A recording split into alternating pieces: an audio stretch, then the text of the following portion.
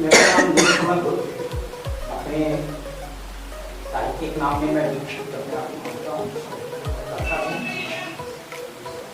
नीलकमल नीलकमल घोष।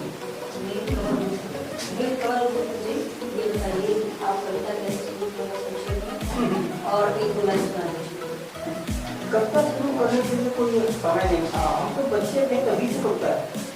बात बात में किसी को चूल्हे की जरूरत करते थे तभी कविता है। तू काहे गिर गई था तो हम उसे गिराएंगे बस, इस तरह से बहुत ओला करते थे। और समय समय पर बहुत अपने भाइयों बहनों में कुछ न कुछ चूल्हे की जरूरत करती थी, तो वो भी कविता ही थी। और ऐसे तो सब आजकल के बच्चे जो है गेम खेलते हैं, क्या कहते हैं, मोबाइल पे बड़ा इंटरेस्ट लेते हैं। मगर हम लोग जो है एक दूसरे से मिल जाते थे, तो 3 बच्चे मिलते थे, कौन खेल है तो आरी आरी धान, तो बीच में भगवान तुकबंदी बन गई, गीत बन गया। अब वो तुकबंदी जब आगे बढ़ता गया धीरे धीरे हम बच्चे से थोड़ा सा विज्ञान हुए तो पढ़ती है कविता, वो कविता लिखा। तो मुझे फिल्मों की ओर जब देखने लगे तो अधिकांश उर्दू शब्दों का, जैसे तबस्सुम की तमन्ना है, इबादत का इरादा है, जब इस तरह से ये उर्दू शब्दों का जाने से वो क्या हमारे भारत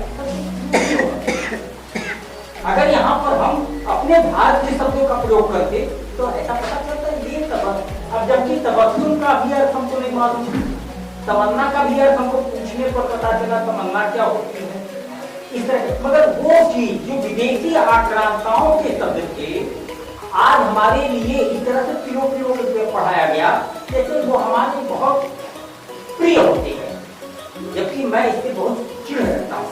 और चिढ़ है तो दृढ़।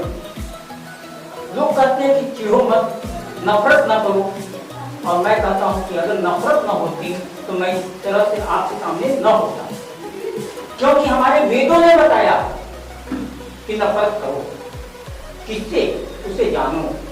ओम विश्वानि देव सवित दुरितानि परासु, पहले ही घृणा बताया कि जो हमारे अंदर की बुराइयां हैं वो दूर हो जाए।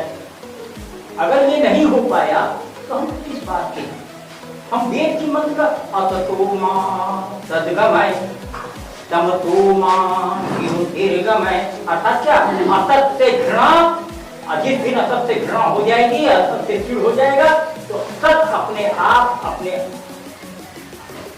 को अस्तित्व बना देगा। जिस दिन आपको अंधकार से चिढ़ हो जाएगा तो आप प्रकाश में स्वयं आ जाएंगे। ये चिढ़ने की परंपरा अगर किसी में नहीं है तो मुझ में है।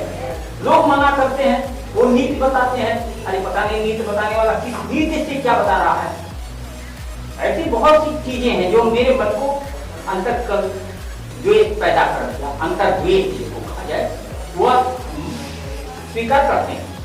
अब कोई कहे अयम निज परोवे गणना लघु चेतसाम, अब कि ये मेरा है और ये पराया है, इसकी गणना करने वाला लघु चेतस है। अच्छा, इसका मतलब मैं ये भारत अपना है ये करना छोड़ दूं? कौन कहा है ये? इसको समझना पड़ेगा। निश्चित रूप से वो हमारे भारत का कोई ही रहा होगा, भले वो संस्कृत पढ़ रहा है, तो कोई महात्मा रहा होगा, भले वो टीका टिप्पणी लगा करके बहुत बड़ा महात्मा बन रहा होगा, मगर सच्चाई क्या है? सच्चाई तो ये है कि जो मेरा है वो मेरा है, और जो किसी अन्य का है वो क्यों अन्य का है यहाँ, इसको समझने के लिए। अब जैसे अभी डिबेट चल रहा है आजकल बहुत, जब से हमारे मोदी जी इंडिया का नाम मिटाए, या भारत प्रेसिडेंट ऑफ भारत लिखे, पूरा हंगामा मच गया। एक पक्ष बना है I dot N dot D dot I dot A dot, इस तरह से डॉट डॉट बन करके एक संगठन तैयार हो गया है देश में, जो विदेशियों का एक नाम सामने आ गया। मुझे बड़ा प्रसन्नता हुआ कि अब हमारा विरोधी सम्मान तैयार हो गया कि जो भारत के संविधान में लिखा हुआ है भारत दैट इज इंडिया, और सुनने में आता है इंडिया दैट इज भारत। इसका मतलब क्या है?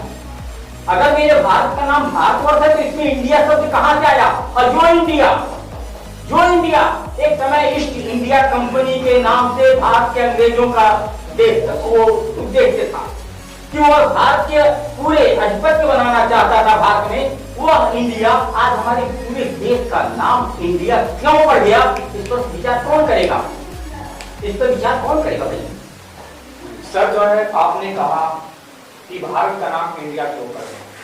आप एक कवि हैं, मैं आपका सम्मान करता हूं, लेकिन भारतीय कॉन्स्टिट्यूशन के भारतीय संविधान में पहले भारत शब्द नहीं है सर, इंडिया है।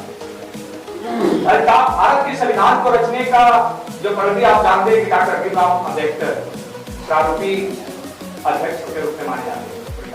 ऐसे हमारे भारतीय संविधान को रचने में तो ऐसे बहुत से देशों से लेकर धर्मनिरपेक्ष राष्ट्र है, धर्मनिरपेक्ष राष्ट्र है। लेकिन आपने जो बात कही ये पॉलिटिशियन से है, आप है। लेकिन मैं एक बात तो जरूर करूंगा सर कि भारतीय कॉन्स्टिट्यूशन में इंडिया शब्द है, भारत की नहीं है। इसके बारे में क्या कहेंगे आप? भारतीय कॉन्स्टिट्यूशन में अगर कहीं शब्द आया है तो इंडिया है, उसमें कहीं भी लिखा गया है तो इंडिया लिखा गया है, तो वहां भारत शब्द नहीं मिला। इसके बारे में क्या कहेंगे? इसी के बारे में तो मैं बता रहा हूँ, बहुत अच्छा प्रश्न आपने किया कि 1947 में हम क्या हुए पहले समझना होगा। हमारे जो वीर थे भारत के लिए लड़े और वो भारत के लिए मर चुके।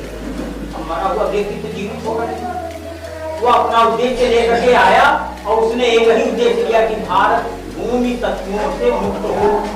और भारत तत्व कौन थे यह पहचानना आज हमारे लिए बड़ा वो आज शत्रु मित्र भाई भाई बताए जाते हैं। जो हमारे कल के आक्रांता है आज वो मेरे भाई बताए जाते हैं, इससे मैं सहमत नहीं रखता हूँ।